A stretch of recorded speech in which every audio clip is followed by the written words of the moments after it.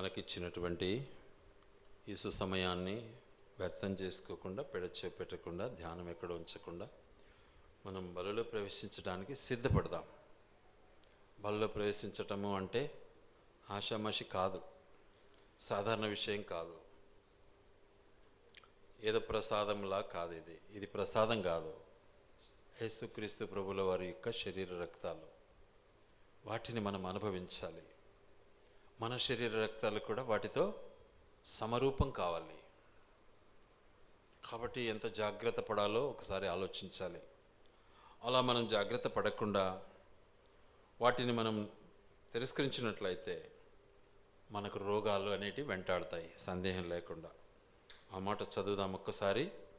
కొరింథీయులకు రాసినటువంటి మొదటి పత్రిక 11వ అధ్యాయం. కొరింథీయులకు రాసిన మొదటి పత్రిక 11వ అధ్యాయం.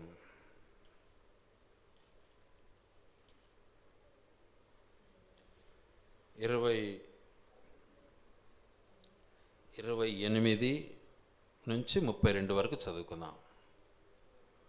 11వ అధ్యాయము కొరింథీ మొదటి పత్రిక 11వ అధ్యాయము 28 నుంచి 32 వరకు చదువుకుందాం.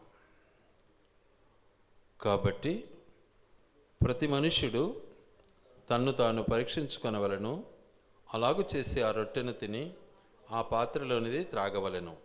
ప్రభు శరీరమని వివేచింపక తిని త్రాగువాడు తనకు శిక్షావిధి కలుగుటకే తిని త్రాగుచున్నాడు. ఎందువలన మీలో అనేకులు బలహీనులను రోగులనై ఉన్నారు, చాలామంది నిద్రించుచున్నారు. అయితే మనలను మనమే విమర్శించుకొనిన ఎడల తీర్పు పొందక పోదుము. ఎంతవరకు చెప్పాను? 32 కదా. 32 వచ్చిన కూడా చదువుకుందాం. మరి పొందకపోదుము. మనము తీర్పు పొందిన ఎడల లోకంతో పాటు మనకు శిక్షావిధి కలగకుండునట్లు ప్రభు చేత శిక్షింపబడుచున్నాము, ట్రైనింగ్ పొందుచున్నాము అని అర్థం. అక్కడ అర్థమైందే? నేర్చుకోవాలా. ట్రైనింగ్ లేకపోతే వాడు అసమర్థుడే. టీచర్ కావాలంటే టీచర్ ట్రైనింగ్ కావాలా.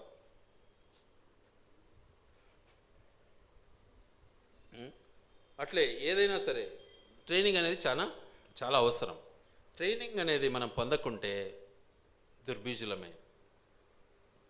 యుద్ధానికి వెళ్ళాలి, యుద్ధ నైపుణ్యత ట్రైనింగ్ అనేది మనము ముందు పొంది ఉండకపోతే యుద్ధం ఏం చేస్తాం? మనం శత్రువు కొట్టి పారేస్తాడు, ఇబ్బంది లేకుండా. తప్పించుకునే ఛాన్సే ఉండదు. కాబట్టి నేర్పరితనాన్ని మనం సంపాదించుకోవాలంటే మనకేం కావాలా? ట్రైనింగ్ కావాలా, శిక్షణ అవసరం. శిక్షించబడాలి. మనం ప్రభు శిక్షకు మనము దోహదపడాలి. ఎల్లప్పుడూ కూడా అనుభవించడానికి సిద్ధపడాలా. ఏంది ఇట్లా చెప్తానండి, ఏంది ఇది చెప్తానండి, ఏంది ఇట్లా. అది మనస్తత్వం ఎప్పుడు వస్తుందంటే మనకు లోబడని స్వభావం మనలో ఉన్నప్పుడు ఆ మనస్తత్వం వస్తుంది. లోబడని స్వభావం మనలో ఉన్నప్పుడు ఆ మనస్తత్వం మనలోనికి సంభవిస్తుందన్నమాట.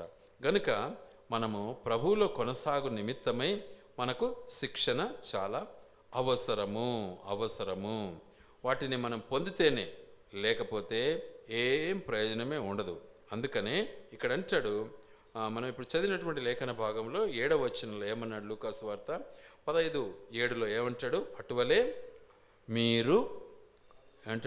అటువలే మారు మనస్సు అక్కరలేని 99 మంది నీతిమంతుల విషయమై కలుగు సంతోషము కంటే మారు మనస్సు పొందు ఒక్క పాపి విషయమై పరలోకమందు ఎక్కువ సంతోషము కలుగును. ఎక్కువ సంతోషం కావాలి అంటే పాపి స్థితి నుంచి ఏం కావాలా? పరిశుద్ధతకు రావాలి, మార్చబడాలి. మనకు దేవుడు ఒక ఆప్షన్ ఇచ్చాడు, ఒక ఆధిక్యత ఇచ్చాడు. మనుషులకు దేవుడు ఏం చేశాడంటే ఇట్లనే ఉండిపోతే అందరు కూడా నరకానికి వెళ్తారు కదా అని ఒక ఆప్షన్ ఇచ్చాడు. పిల్లలు పరీక్ష రాసేటప్పుడు ఏదో 2 మార్కులు 1 మార్కు ఏదో తగ్గిపోతే ఏం చేస్తాడు? మళ్ళీ వాళ్ళకి ఏం పరీక్ష పెడతారు? ఏం పరీక్ష పెడతారు? సప్లిమెంటరీ అంటారు, ఇంకొకటి ఏదో ఉంది దానికి. ఆ పరీక్ష పెడతారనమాట. ఆ పరీక్ష పెడితే పాస్ అయిపోతాడు. కనుక దేవుడు మనకిచ్చినటువంటి ఈ తరుణాన్ని మనము విడిచిపెట్టకుండా గట్టిగా పట్టుకోవాలి. నీకు కలిగిన దానిని ఏమంటాడు ప్రకటన గ్రంథంలో? నీకు కలిగిన దాన్ని గట్టిగా పట్టుకో, వదిలిపెట్టకూడదు. ఎందుకు అంటే జార విడిచినట్లయితే ఏమైపోతావు? నువ్వు పాతాళంలో పడిపోతావు. గనుక పట్టుకుంటే పైకి ఎక్కిపోతావు. గనుక దేవుడు మనకిచ్చినటువంటి ఈ తరుణాన్ని మనము ఏమాత్రం కూడా విడిచిపెట్టకూడదు. అందుకే అంటాడు ఇక్కడ, మారు మనస్సు పొందు ఒక్క పాపి విషయమై. ఎంత సంతోషం అంట, అంత అధికమైనటువంటి సంతోషము అక్కడ మనము కలిగి ఉండగలము అన్నటువంటి సత్యాన్ని దేవుడు మనకు బయలుపరుస్తున్నాడు. అందుకే ఇక్కడ అంటున్నాడు, దాన్ని అనుగ్రహించటానికి యేసుక్రీస్తు ప్రభుల వారు ఈ లోకానికి వచ్చాడు. దాన్ని మనకు ఇవ్వటానికి యేసుక్రీస్తు ప్రభుల వారు ఈ లోకానికి వచ్చాడు. చూద్దాం ఆ మాటను. తిమోతికి వ్రాసినటువంటి మొదటి పత్రిక 1వ అధ్యాయము 15వ వచనం. తిమోతికి వ్రాసిన మొదటి పత్రిక 1వ అధ్యాయం 15వ వచనం. పాపులను రక్షించుటకు క్రీస్తు యేసు లోకమునకు వచ్చెనను వాక్యము నమ్మదగినదియు పూర్ణాంగీకారమునకు యోగ్యమునై ఉన్నది. అట్టి వారిలో ఒప్పుకుంటారా? మనం ఒప్పుకోం, కానీ నేను ఒప్పుకుంటా. అందరూ ఒప్పుకోరేది. నేను ప్రధానుడు, నేను మొదటి పాపిని, నేను ముద్దాయిని ఒప్పుకుంటారా? ఒప్పుకోరు అందరూ. నేనేం పాపం చేయలేదు అసలు. కానీ అపోస్తలుడైన పౌలు గారు ఏమంటున్నారు? నేను దాంట్లో ప్రథముడను అంటున్నాడు. దాంట్లో నేను మొదటివాణ్ణి, పాపము చేయటంలో నేను మొదటి వాడిని అంటున్నాడు. కాబట్టి ఈ స్థితిని మనము గమనించాలి. నీ జీవితంలో అది ఉందేమో ఒకసారి ఆలోచించుకో. ఎందుకంటే ఈ ఒప్పుకోలు అనేది చాలా అవసరం. అది నేనేం చేసిందంటే వాస్తవానికి నీ సాక్ష్యపు జీవితాన్ని బయలుపరుస్తుంది. నీ సాక్ష్యపు జీవితాన్ని. ఎక్కడికైనా కొత్త స్థలానికి నేను వెళ్తే, నేనే కాదు మామూలుగా ఎవరైనా వెళ్తే మొట్టమొదట వాళ్ళకి ఇంట్రడ్యూస్ చేయాలి అంటే వట్టి పేరు చెప్తే సరిపోదు. పేరులో పరిస్థితి ఏంటి, నీ పరిస్థితి ఏంటి, నువ్వు కనపరుచుకోవాలి. నీ సాక్ష్యాన్ని బయలుపరచాలి. సాక్ష్యం చెప్పలేకపోతే వాక్యం కూడా చెప్పలేను. సాక్ష్యం చాలా, ఒక విశ్వాస జీవితానికి మొట్టమొదటి అంశం ఏంటిది అంటే సాక్ష్యం కావాలి. కాబట్టి అట్టి సాక్ష్యాన్ని మనము అనుభవించటానికి దేవుడు మనల్ని జ్ఞాపకం చేసుకుంటూ ఉన్నాడు. అందుకనే దేవుని యొక్క ఉద్దేశము ఎలా ఉంటుంది అంటే, చూడండి దయచేసి ఒకసారి జ్ఞాపకం చేసుకుందాం. ఆయన కృప ద్వారా వాస్తవానికి అపోస్తలుడైనటువంటి పౌలు ఇప్పుడు మాట్లాడినట్లుగా ఈ ఆ పాపములో నిజంగా వాటిని బట్టి లెక్క చూస్తే మొట్టమొదటి ప్రధానమైనటువంటి పాపిని నేనే ఒప్పుకున్నాడు. ఎప్పుడైతే నువ్వు ఒప్పుకుంటావో దేవుడు క్షమించడానికి ఇష్టపడతాడు. ఒప్పుకోకుండా నీలుక్కొని ఉంటావు కదా, క్షమాపణ రాదు నీకు. ఏమవుతుంది? రోగం వస్తుంది. అది పరిస్థితి. కాబట్టి నువ్వు ఒప్పుకోవాలి, చాలా అవసరం అది. ఆ పరిస్థితిని నువ్వు అనుభవించకపోతే బలలో చేవేయటానికి నీకు అర్హత ఉండదు. అందుకే సుంకరి ఏం చేశాడు? బయట నిలబడ్డాడు, రొమ్ము కొట్టుకుంటూ ప్రభువా నేను పాపినయ్యా, నన్ను క్షమించయ్యా, నన్ను కరుణించయ్యా అన్నాడు. మనోడు ఏం చేసినాడు? ధనవంతుడు పరిసయుడు లోపలికి వచ్చి నా కథ ఇది, నేను అట్లా వానిలాగలేను ఈయనలాగలేను, నా కథ చూసుకో అన్నాడు. కథ ఏం చేసినాడు దేవుడు? వాని కథ చూసుకున్నాడు. వాని ఏం చేసినాడు? అస్సలు సెలెక్ట్ చేయలే. పరలోక రాజ్యానికి వాడు వారసుడు కాడు. ఒప్పుకున్నాడు. ఏం చేశాడు? దేవుడు ఆయన్ను క్షమించేసినాడు. కాబట్టి మన జీవితంలో కూడా అది చాలా అవసరం. అట్టి పశ్చాత్తాప స్థితిని మనం అనుభవించాలి అన్నది దేవుని యొక్క ముఖ్య ఉద్దేశం. అట్టి పశ్చాత్తాప స్థితి మనం కలిగి ఉంటేనే మనం దేవుని బిడలం అవుతాం. చూద్దాం ఒక మాట ఒకసారి హెబ్రీ పత్రిక 2వ అధ్యాయము 9వ వచనం చదువుకుందాం. హెబ్రీ పత్రిక 2వ అధ్యాయం 9వ వచనం. దేవుని కృప వలన ఆయన ప్రతి మనుష్యుని కొరకు మరణము అనుభవించున్నట్లు. చూసారా, బాగినాలి మాట, ఎవరికి చదివినామంటే సరిపోదు, బాగినాలి. దేవుని కృప వలన ఆయన ప్రతి మనుషుని కొరకు మరణము అనుభవించున్నట్లు. చూసారా, ప్రతి మనిషి కొరకు మరణాన్ని అనుభవించటానికి దూతల కంటే కొంచెము తక్కువ వానిగా చేయబడిన యేసు మరణము పొందినందున. చూసారా, ఆయన అద్భుతము ఈ లోకంలో మనిషిగా వచ్చాడు, శారీరకంగా వచ్చాడు, మనతో నడిచాడు, మనతో జీవించాడు, తల్లిదండ్రితో ఉన్నాడు, అన్నదమ్ములతో ఉన్నాడు, అక్క చెల్లెలతో ఉన్నాడు, అందరిలో ఉండి ఏం చేశాడు? దేవదూతల కంటే కొంచెం తక్కువ అనిగా ఏం చేశాడు? ప్రజలందరి కొరకు పరిశుద్ధుడిగా రక్తాన్ని చెందించటానికి దేవుడు ఆయనను ఎన్నుకున్నాడు. నేను ఎన్నుకున్నాడా? ఆలోచించుకో ఒకసారి. కాబట్టి ఒకసారి మనం గమనించాలి ఈ మాటలు, వాటిని బట్టి మనము గ్రహించాలి, అనుభవించాలి. క్రియ కావాలి ఇక్కడ, సొత్తె కాదు. బలలో మనం పాలు పొందాలి అంటే క్రియ కావాలి మనకు. ఇక్కడ నోటితో చెప్పేది కాదు కావాల్సింది, క్రియ. ఎందుకంటే ఆయన శ్రమలలో మనం పాలి భాగస్థలం కావాలి, ఆయన రక్తంలో పాలివారం కావాలి, ఆయన శరీరంలో పాలివారం కావాలి. క్రియ లేకపోతే మాటలతో ఎట్లా పాలివానివైతావు నువ్వు? ఇద్దరు ముగ్గురు కలిసి వ్యాపారం చేస్తామంటే తలా ఇంత ఏం చేసుకోవాలి? షేర్ చేయాలి, అక్కడ పెట్టుబడి పెట్టాలి. కాబట్టి నువ్వు పెట్టుబడి పెట్టాలి, ఆయన రక్షణలో నువ్వు పాలు పొందాలి, నువ్వు పెట్టుబడి పెట్టాలి. గనుక ఆయన చాలా స్పష్టంగా అంటున్నాడు, అతన్ని ఏం చేశాడంట? మరణం అనుభవించినట్లు దూతల కంటే కొంచెం తక్కువ. పెట్టుబడి పెట్టేదానికి, పెట్టుబడి పెట్టడం వల్ల దూతల కంటే కొంచెం తక్కువ వాడుగా చేయబడిన యేసు మరణము పెట్టుబడి పెట్టాడండి. చూడు, ఆలోచించండి ఒకసారి. గనుక ఆ పొందినందున మహిమా ప్రభావములతో కిరీటము ధరింపచేశాడు. మహిమా ప్రభావంతో కిరీటము ధరించిన వానిగా ఆయనను చూచుచున్నాము. ఎంత అద్భుతమైనటువంటి విషయం. ఎప్పుడైతే ఆయన పెట్టుబడి పెట్టాడో ఏమైపోయినాడు? ఆయన కింగ్ అయిపోయాడు. కింగ్, రాజు, రాజులకు రాజు, ప్రభులకు ప్రభు. నీ జీవితం అదే. నువ్వు ఆయనలో నువ్వు పెట్టుబడి పెడితే, నిన్ను నువ్వు సమర్పించుకుంటే, నువ్వు ఒప్పుకుంటే, నువ్వు క్షమించబడితే నువ్వు ఆయన రాజ్యంలో వారసునివైతావు, పాలి భాగస్తునివైతావు. ఆయన శరీరంలో పాలి భాగస్తునివైతావు, ఆయన రక్తంలో పాలి భాగస్తునివైతావు. అది దేవుని యొక్క ఉద్దేశం. గనుక ఆయనలో పాలి భాగాన్ని అనుభవించే నిమిత్తమై యేసు క్రీస్తు పరిశుద్ధమైనటువంటి రక్తంలో పాలి భాగాన్ని నువ్వు పొందాలి. అందుకే ఇక్కడ అంటాడు ఒక మాట, యోహాను మొదటి పత్రిక 1:7 ఏమంటాడు? ఆయన కుమారుడైన యేసు రక్తము ప్రతి పాపము నుండి మనలను పవిత్రులనుగా చేయను. చూసారా, ఆయన రక్తంలోనే మనం పవిత్రులం కావాలి.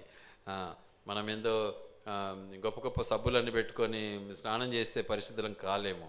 లేకపోతే గొప్ప గొప్ప టెరికాటను లేకపోతే పాలిస్టర్ ఏదో గొప్ప గొప్ప అన్ని కాటన్ గిటన్ అన్నీ వేసుకుంటే మాత్రము పరిశుద్ధులం అయితే కాలేము. ఆయన రక్తంలో కడగబడాలి. ఆయన రక్తంలో కడగబడాలి అని నేనైతే నీళ్ళలో మునిగి తేలినాను అంటే కూడా సరిపోదు. అందుకే నేను మొదట చెప్పాను, క్రియ అవసరం ఇక్కడ.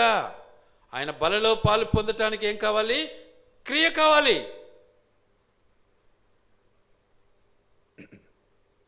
ఆ క్రియను అనుభవించడంలో యేసు ప్రభు ఎన్నుకున్నాడు 12 మంది శిష్యులను. ఏమన్నాడు? ఇదిగో ఇది నా శరీరము. రొట్టెను పట్టుకొని ఏమన్నాడు? ఇది నా శరీరము, దీనిని మీలో మీరు పంచుకొని తినుడి అన్నాడు. పంచుకున్నావా? ఆ శరీరాన్ని పంచుకున్నామా? అబ్బో, మనకు మట్టి తగలకూడదు, పని చేయకూడదు, కష్టపడకూడదు, చెమట గారకూడదు, నీట్గా ఉండాలా, నీట్గా పోవాలా, నీట్గా రావాలా. అబ్బా, ఎంత చూసారా? మనం ఏమైనా పాలి భాగస్థులమేనా? ఆలోచించాలి. దేవుని యొక్క ఔన్నత్యాన్ని మనం కోరాలి అంటే ఆయన శ్రమలో మనం పాలివారము కావాలి. ఆయన శ్రమలో పాలివారము కాకుండా ఔన్నత్యాన్ని, ఆ కిరీటాన్ని మనం పొందలేమండి. గనుక ఆయన్ను ఆరాధించినాంలే సరిపోయింది. ఏం ఆరాధించినావో ఏమో. నిజంగా ఆయన ఘనతను దొంగిలించావో లేకపోతే ఆయన గణపరిచావో అనేది నీకే తెలుసు. ఆనాడు 24 పెద్దలు, 4 జీవులు, 24 పెద్దలు ఏం చేశారు? తన కిరీటములను ఆయన పాదాల దగ్గర వేసేసినారు. అది ఆరాధన. కాబట్టి ఇప్పుడు నీ జీవితంలో నీవు గ్రహించావా? అందుకే ఇక్కడ అంటున్నాడు చాలా స్పష్టంగా, మరణము చాలా క్లియర్గా అంటున్నాడు, మహిమా ప్రభావములతో కిరీటము ధరించిన వానిగా ఆయనను చూచున్నాము. ఎందుకు? యేసు మరణము, యేసు యొక్క శరీరము, యేసు యొక్క రక్తము మన కొరకు ఆయన అర్పించాడు. కాబట్టి ఇది నా రక్తము, ఇది నా శరీరము, దీనిలో నువ్వేం కావాలి? ఇప్పుడు పంచుకో, నీలో నువ్వు పంచుకో అంటున్నాడు. తిను, నేను వచ్చేంత వరకు దీన్ని నువ్వు ఏం చేయాలా? తినాలా అంటానే రోజు ఒక రొట్టె చేసుకొని తినడం కాదు ఇది. రోజు ఒక రొట్టె చేసుకొని తింటే సరిపోతుంది అనుకుంటారా? ఆ రొట్టె కాదు, ఆయన క్రియలలో పాలివారం కావాలి మనం, ఆయన గుణములలో పాలివారం కావాలి మనం, ఆయన యొక్క నడకలో పాలివారం కావాలి మనం, ఆయన యొక్క పరిస్థితులలో పాలివారం కావాలి మనం. ఆ పని చేశారు శిష్యులు. ఎక్కడ శ్రమ పడినా కూడా ఏమే కానీ తిరుగు చెప్పకుండా శ్రమను అనుభవించడానికి ఇష్టపడ్డారు శిష్యులు ఆ రోజుల్లో. నువ్వు నేను అనుభవిస్తామా? కొంచెం కష్టం తగలగానే అబ్బా ఏది ఇంత ఇబ్బంది అని మనం ఆలోచిస్తాం. ఏం ప్రయోజనం అండి? మన శరీరానికి అస్సలు శ్రమ రాకూడదు, మన శరీరానికి కష్టం కలగకూడదు. ఎంత దౌర్భాగ్య పరిస్థితి మనది! ఎంత నాజూకులం మనమంతా. అవునా? యేసు ప్రభు నిజంగా ఆయన ఎలాంటి వాడండి? ఎలాంటి వాడు తెలుసా? ఆయన చాలా వాక్యం చాలా స్పష్టంగా ఉంది, లేత మొక్క వలెను. ఎలా ఉన్నాడు ఆయన? లేత మొక్కలాగా ఉన్నాడంట. అలాంటి ఆయన మన కొరకు తన ప్రాణం ఇవ్వడానికి ఇష్టపడ్డాడు.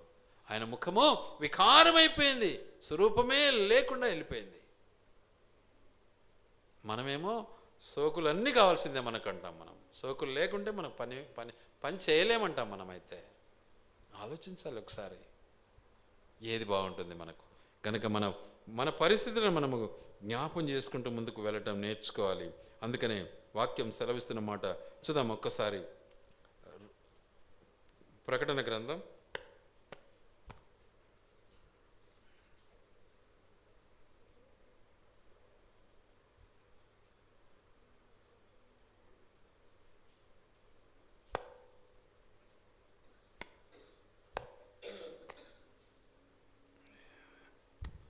12 పెంచినట్ల.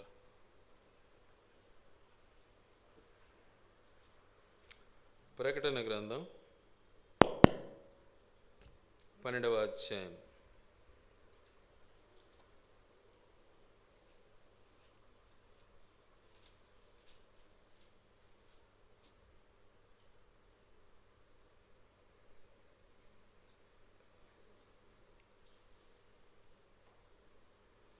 12వ వచనం చదువుకున్నా. అందుచేత పెంచమంటే తగ్గించినావా? గుడ్.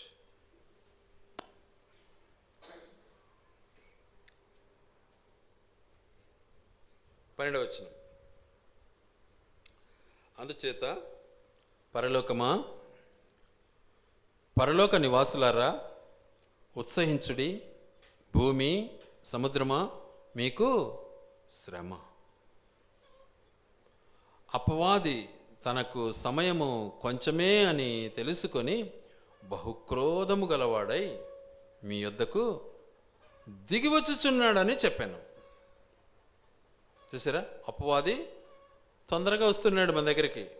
యాని చూస్తున్నాడు, ఎక్కడి నుంచి వస్తున్నాడు?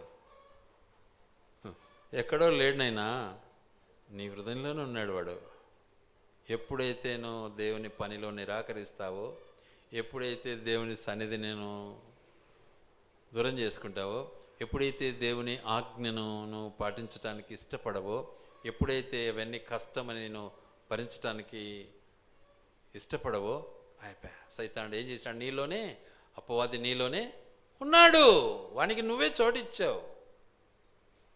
ఎక్కడో లేడు, అక్కడ దూరంగా. సో అప్పుడు నువ్వేమవుతావు? అప్పుడు నువ్వు అపవాది బిడ్డవే, దేవుని బిడ్డవు కావు. ఏ విషయంలో నువ్వు నిరాకరణ చేస్తున్నావో ఆ విషయంలో నువ్వు దేవుని బిడ్డవు కానేరవు. గనుక 10వ వచనం చదువుకుందాం ఒకసారి. మరియు ఒక గొప్ప స్వరము పరలోకమునందు ఇలాగు చెప్పడం వింటిని, రాత్రింబగళ్ళు మన దేవుని ఎదుట మన సహోదరుల మీద నేరము మోపువాడైన అపవాది పడద్రోయబడి ఉన్నాడు. గనుక ఇప్పుడు రక్షణయో శక్తియో రాజ్యమును మన దేవుని వాయను, ఇప్పుడు అధికారము ఆయన క్రీస్తుదాయను. చూసారా, అధికారం అనేది యేసు ప్రభుదే ఉంది. అయితే ఆ అధికారం నీకు నాకు ఇవ్వాలని ఇష్టపడ్డాడు మన దేవుడు. సైతానుపై విజయాన్ని సాధించాలని ఇష్టపడ్డాడు దేవుడు. సైతానుపై జయాన్ని పొందాలి అని ఇష్టపడుతున్నాడు మన దేవుడు. నువ్వేమో సైతానుకు లొంగిపోతూ ఉంటే ఎలా జయిస్తావు సైతాన్ను? ఆలోచించుకో ఒకసారి. కాబట్టి మనము ఆయన శరీర రక్తాల్లో పాలివారం కావాలి అంటే మనము నిజంగా, అందుకనే 11వ వచనం ఏమంటుంది? గొర్రె పిల్ల రక్తమును బట్టి తామిచ్చిన సాక్ష్యమును బట్టి వారిని జయించి ఉన్నారు, కానీ మరణం వరకు తమ ప్రాణములను ప్రేమించిన వారు కారు. ఇదండి ఆయన శరీర రక్తాల్లో పాలు పొందటం. మరణము వరకు తన శరీరాన్ని రక్తాన్ని బట్టి ఏమాత్రం కూడా దురాశ కలిగి జీవించే స్వార్థపరుడు కాడు. ఆలోచించండి ఒకసారి, మనలో ఈ గుణాలు ఉన్నాయేమో ఒకసారి ఆలోచన చేయండి. గనుక చాలా స్పష్టంగా దేవుడు మనతో మాట్లాడతాడు. ఏమంటున్నాడు? అట్టి సాక్ష్యాన్ని కలిగి జీవించాలి. అట్టి జయించవలసినటువంటి జీవితాన్ని, మరణాన్ని జయించవలసినటువంటి స్థితిని, మరణం వరకు శ్రమ పడగలిగినటువంటి జీవితాన్ని మనము యేసు క్రీస్తులో మనం చూస్తాం. ఆయనలో మనం పాలి భాగస్థలము కావాలి. ఆయనలో మనం పాలి భాగస్థలం కావాలి. మనమేమో ఏం తొనకకుండా బెనకకుండా స్టైల్గా ఉండాలి. ఆయనలో మనం పాలివారం కాకూడదు అంటే దేవుని బిడ్డవైతే కావు, సైతాను బిడ్డవే. బైబిల్ చేతిలో ఉండొచ్చు నీకు, కాదనిలే. రోజును ప్రార్థనకు పోవచ్చు, కాదనిలే. కానీ సైతాను బిడ్డవే. వంగిపోయిన బ్రతికేనేది. ఎప్పుడైతే ప్రభువును హృదయంలో చేర్చుకొని ఆయనలో పాలి భాగస్థుని అవుతావో అప్పుడే దేవుని బిడ్డ. ఆయన శ్రమలలో మన పాలి భాగస్థులం, ఆయన జ్ఞానంలో మనం పాలి భాగస్థులం, ఆయన ఓర్పులో మనం పాలి భాగస్థులం, ఆయన కష్టాలలో మనం పాలి భాగస్థులం. కష్టమే తగలకూడదు మాకు. అబ్బా పెద్ద నాజుకు మేము అంటే నో, దేవుని బిడ్డవైతే కాలేవు సుమా. కనుక వాటి అన్నిటినీ మనం జ్ఞాపం చేసుకోవాలి. ఆ రీతిగా మనము జ్ఞాపం చేసుకుంటూ ముందుకు సాగడం నేర్చుకోవాలి. ఎందుకంటే దేవుడు మన క్రియలన్నీ ఎరిగినవాడండి. దేవుడు మన క్రియలన్నిటినీ ఎరిగినవాడు. కాబట్టి ఆయన మనల్ని సూక్ష్మంలోనే పట్టేస్తాడు, ఏడని తప్పు ఉంది అని. ఎక్కువ చెప్పాల్సిన పనిలే. చూపిస్తున్నా చూడండి, ప్రకటన గ్రంథం 2వ అధ్యాయం. ప్రకటన గ్రంథం 2వ అధ్యాయం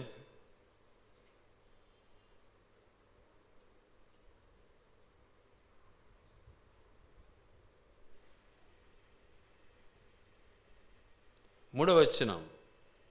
నీవు సహనము కలిగి నా నామము నిమిత్తము భారము భరించి అలయలేదనియో నాకు తెలుసు, నువ్వు చాలా కష్టపడుతున్నావు, బాగానే ఉంది.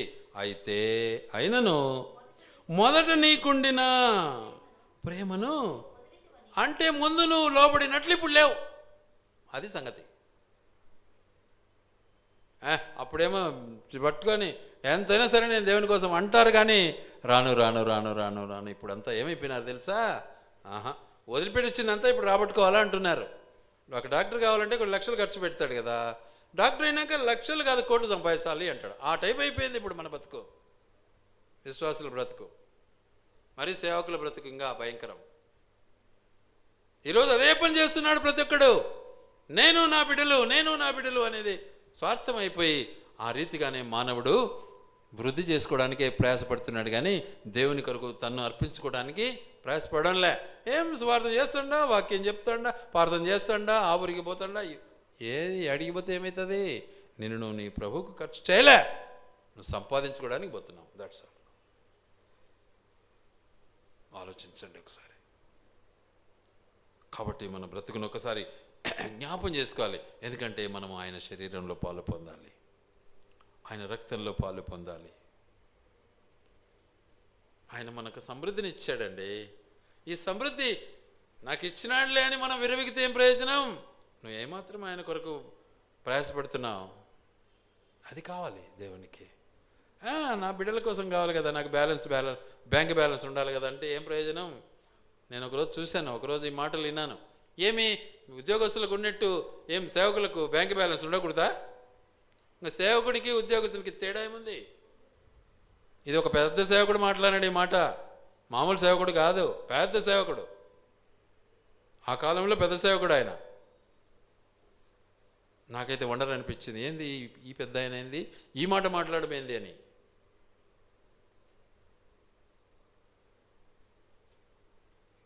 కాబట్టి దేవుని యొక్క ఉద్దేశాన్ని మనం గుర్తించి దేవుని యందు మనము నిజంగా పాలిభాగస్థులం, యేసుక్రీస్తు ప్రభువులో మనము పాలిభాగస్థులం కావాలి. ఇంకా చెప్పాలి అంటే అందుకే ఇక్కడ అంటాడు ఒక మాట, 3-4 వచనంలో ఏమంటాడు చూద్దాం ఆ మాటను. ఆయనను మొదట నీకుండిన ప్రేమను నీవు వదిలితివని నేను నీ మీద తప్పు ఒకటి మోపవలసి ఉన్నది. సరే, రోజు నేను ప్రార్థన చేస్తాడా, పొద్దున ప్రార్థన చేస్తా, సాయంత్రం ప్రార్థన చేస్తా, పాటలు పాడుకుంటా ఉంటా, వాక్యం చదువుతూ ఉంటా, సరిపోయిందే. కానీ నీ మీద తప్పు మోపుతున్నాను. ఎందుకు? మొదటి ప్రేమ లేదు. మొదట నువ్వు లోబడినట్లు ఇప్పుడు లోబడలే అంటున్నాడు. ప్రేమ అంటేనే రా ఏదో అన్నం పెట్టడం, బిర్యానీ పెట్టడం కాదు ప్రేమ అంటే. ప్రేమ అంటే లోబడటం. కాబట్టి ఆ లోబడే జీవితాన్ని మనము సంపాదించుకోవాలి. కనుక ప్రభువులో మనం కొనసాగటానికి ఆయనలో మనం పాలి భాగస్థలము క్రియలో కావాలి. క్రియలు నోటితో తేతి మాటలొద్దు, డోంట్. దానివల్ల పాపం పెరుగుతుంది నీకు, అంతే. కాబట్టి క్రియ కలిగిన వారముగా ప్రభు శ్రమలో పాలివారము కావాలన్నదే దేవుని యొక్క ముఖ్య ఉద్దేశం. కనుక ఆ రీతిగా మనం ముందుకు సాగినట్లయితే ఆయన నిజంగా మన కొరకు ఆయన చేసిన అద్భుతమైనటువంటి కార్యాలన్నిటి పట్ల మనకు విజయాన్ని దేవుడు ఇవ్వటానికి సిద్ధంగా ఉన్నాడు. గనుక దేవుడు ఎన్నో అనిపించుకున్నాడు. మీరు చెప్పండి, యేసుక్రీస్తు ప్రభు తాగుడుపోతా వ్యభిచారే, కానీ వ్యభిచారులతో మాట్లాడాడు, వ్యభిచారులను రక్షించుకున్నాడు. త్రాగుబోతులతో మాట్లాడాడు, త్రాగుబోతులను రక్షించుకున్నాడు. దొంగలతో మాట్లాడాడు, దొంగలను రక్షించుకున్నాడు యేసయ్య. మనం ఆ పని చేసామా?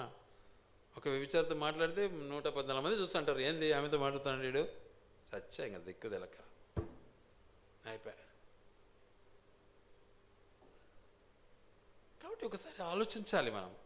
యేసయ్య మాట్లాడాడు వ్యభిచారితో, ఏమైంది? వ్యభిచారి మారు మనసు పొందింది, రక్షణ పొందింది. ఆ మనిషి ద్వారా గ్రామం అంతా రక్షణ పొందింది. మరి నీ బ్రతుకు అలాంటి లోబడే స్వభావం మనకు ఉందంటారా? ఒకసారి ఆలోచించండి. అలాంటి క్రియను మనము సాధించాలండి. సూక్తులేమో చెప్తాము, క్రియలు అన్నీ చీకటే, ఏం ప్రయోజనం? నన్ను ఎవరు చూడలేదులే అనుకుంటే ఏం ప్రయోజనం? దానివల్ల ఏం లాభం? మీరే ఆలోచన చేసుకోండి. కనుక ఇప్పుడు జరుగుతున్నటువంటి పరిస్థితులు కళ్ళతో చూస్తూ ఉంటే భలే బాధ. ఆయన మంచి సేవకుడు అన్నారు ఒక ఆయన. చాలామంది ఉండారులే, నేను ఒకటి చెప్తున్నాను. అట్లా పరిస్థితి ఏమొచ్చింది, బయటకు వచ్చాడు, కోట్ల ఆస్తిని ధ్వంసం చేసి పారేశాడు, నాశనం చేసేసాడు. దేవుని సొమ్మును దుర్వినియోగం చేసి పారేశాడు. ఏం ప్రయోజనం? కాబట్టి మనము జ్ఞాపం చేసుకోవాలి. మరి ఆ మనిషి రోజు రొట్టె తింటాడు, రసం తాగుతాడు, ఇబ్బంది లేకుండా. పైకి పోతాడా, కిందికి పోతాడా? ఒకసారి ఆలోచన చేసుకోండి. పైకి అన్నింటికి పోలేడు. నేను ఏం చేసినాను? ఒక్కటి చూస్తున్నాను, మొదటి ప్రేమ నీవు ఏమైపోయినావు? మర్చిపోయినావు. మొదటి ప్రేమను నీవు మర్చిపోయినావు. కాబట్టి నీ జీవితంలో ఎలా ఉండాలి తెలుసా? బ్యాలెన్స్గా ఉండకూడదు. చాలామంది బ్యాలెన్స్గా ఉండాలా చెప్తారు, నాకు కూడా చెప్తారు, ఇంట్లో వాళ్ళు కూడా చెప్తారు నాకు బ్యాలెన్స్గా ఉండాలని. బ్యాలెన్స్ అవసరం లే. సుధామా మాటను ఒకసారి చూడండి, ప్రకటన గ్రంథం 3వ అధ్యాయం.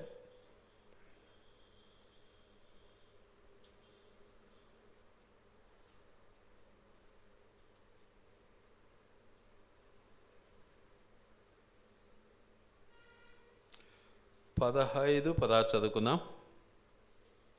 నీ క్రియలను నేను ఎరుగుదును, నీవు చల్లగానేనను వెచ్చగానేనను లేవు. నీవు చల్లగానేనను వెచ్చగానేనను ఉండిన మేలు. నీవు వెచ్చగానేనను చల్లగానేనను ఉండక నులివెచ్చనగా ఉన్నావు, మధ్య రకంలో ఉన్నావు. నువ్వు ఇట్లా గాలి తోలితే ఇట్లా పోతానంటావు, అట్లా గాలి తోలితే అట్లా పోతానంటావు. చూసావా? కాబట్టి ఏమంటా మరి? ఏం చేస్తాడు? పో అంటున్నాడు, ఛీ థూ అంటున్నాడు. ఏది బాగుంటుంది మనకు? నేను అందుకే కోరేది ఏంటంటే, మనుషుల వలన నాకు మెప్పు అవసరంలే. మనుషులను తిట్టినా పర్వాలే. ఏంది ఇంత కచ్చిగా మాట్లాడతాడే? మాటనే మాట్లాడతాడు. ఈడ కచ్చిగా చెప్పలేదా? దేవుడు ఏం మెత్తగా చెప్పినాడా? ఈడేమన్నా చెప్పండి, మెత్తగా పూసినాడా పూత? చాలా క్లియర్గా అంటున్నాడు. నులివెచ్చనగా ఉన్నావు కాబట్టి ఇప్పుడు ఏం చేస్తాను? నేను ఉమ్మి మూస్తున్నాను నీ పైన. ఏం చేస్తావు? అదే ఎదురుపల్ల వేరే మనిషి ఉంటే మీద పోయి కలబడి కొడతావు కదా. ఏసై అంటున్నాడు, నీ మీద ఉమ్మేస్తున్నాను ఇప్పుడు అంటున్నాడు. ఎందుకు? నువ్వు బ్యాలెన్స్ టైప్లో డ్రామా వేస్తున్నావు. డ్రామా. నేను చెప్పేది వాక్యం చెప్తా ఉంది. అందుకే లోకమంతా ద్వేషించిన నా యేసయ్య నన్ను ద్వేషించడని నాకు నమ్మకం. ఎవరికి అన్యాయం చేయను. ఈ మాటలు చెప్తా. ఈ మాటలు సుర్రమంటాయి మన వాళ్ళకి అందరికీ. ఈ మాటలు ఎట్లుంటాయి? సుర్రమంటాయి. అంటే నేనా చెప్పింది? దేవుడు చెప్తున్నాడు నాయనా. దేవుని మాటలు వినండి, నా మాట కాదు. నేను దేవుని మాటను మీకు అందిస్తున్నాను అంతే. నేను జాస్తిని కదా. ఈ మాటలు చెప్తే వీడు జాస్తాడు, వీడు పనికిరాడు, వీడు ఆలోచించండి. మెత్తగా మాట్లాడితే, బాగా నీట్గా మాట్లాడితే ఏం పర్లేదు లెక్క, ఏం కాదు లెక్క, ఒకరోజు ఏమవుతుంది లెక్క, అబ్బా భలే ఉందక్క, ఈ భలే ఎటు చేసినావు అక్క, ఈ కూర భలే ఉందక్క, ఈ బిర్యానీ బాగుంది, ఇది బాగుంటుంది కదా, అది బాగుంటుందే. వాడు పోతాడా పైకి? వాడు నరకానికి పోతాడు, గ్యారంటీ. అకార్డింగ్ ద బైబిల్ చెప్తున్నా నేను. నువ్వు చల్లగానేనను వెచ్చగానేను ఉంటే నీకు మేలు. నువ్వు వెచ్చనిగా ఉన్నావు కాబట్టి నీ మీద నేను ఉమ్మి వేస్తున్నాను. సో నేను ఖండిస్తున్నాను, నేను నరకానికి పంపిస్తున్నాను, నీ మీద కొరడా వాయిస్తున్నాను. జాగ్రత్త పడు అంటున్నాడు దేవుడు. దేవుని మాటలు నమ్మాలి మనం, దేవుని మాటకు కట్టుబడాలి. లేకుంటే బైబిల్ మనకెందుకు, ఈ ప్రార్థన మనకెందుకు? వీటిని మనం అనుసరిస్తేనే మనం ధన్యులమవుతాం. అప్పుడే ఆ యొక్క జీవ ఆహారం యేసుక్రీస్తు ప్రభుల వారి యొక్క శరీర రక్తాల్లో పాలు పొంది ఆ రాజ్యంలో పాలు పొందుతాం. ఈడ నువ్వు పాలు పొందితే ఆ రాజ్యంలో పాలు పొందుతావు. ఈడ నువ్వు క్రియానుసారంగా పాలు పొందితే క్రియానుసారంగా రాజ్యంలో ఉంటావు. ఈడ వేషధారిగా నువ్వు పాలు పొందితే నిత్య నరకంలో నువ్వు ఉంటావు. ఏది బాగుంటుంది చూసుకోండి ఒకసారి. కాబట్టి మన చీకటి జీవితాన్ని తొలగించుకోవాలి, పశ్చాత్తాపపడాలి. ప్రభువా, శంకర్ ఏమని చేశాడు? నేను పాపినయ్యా, నన్ను క్షమించు తండ్రి, అర్హత లేదు నాకు లోపలికి రావడానికి. వెంటనే దేవుడు అర్హత ఇచ్చాడు. అయ్యా, నేను దొంగనే, తండ్రి నీ రాజ్యంలో ఒకసారి నన్ను జ్ఞాపకం చేసుకో, ఇప్పుడే నాతో కూడా పరదేశకు వస్తావు, పరలోకానికి వస్తావు, ఏం సందేహం లేదు. చూసారా, దేవుడు ఎంత ప్రేమామయుడు, ఎంత ఆశ్చర్యకరుడు, ఎంత అద్భుతకరుడు, ఎంత కృపా బాహుల్యత కలిగినటువంటి దేవుడు మన దేవుడు. అట్టి ఆ దేవుని మాటను మనం తిరస్కరిస్తే, మన సొంత జ్ఞానమే గొప్పదని ఎంచితే నువ్వు పరలోకం ఎట్టబోతావు? ఎలా వెళ్ళగలవు? వెళ్ళలేవు.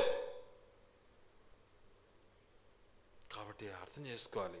గనుక మనం దేవుని యొక్క రాజ్యంలో ప్రవేశించటానికి నిజంగా ఆ ఒక్కటై ఉన్నటువంటి ఆ తప్పిపోయినటువంటి ఆ గొర్రెలా మన జీవితాన్ని మనం అనుభవిస్తే, పొందినప్పుడు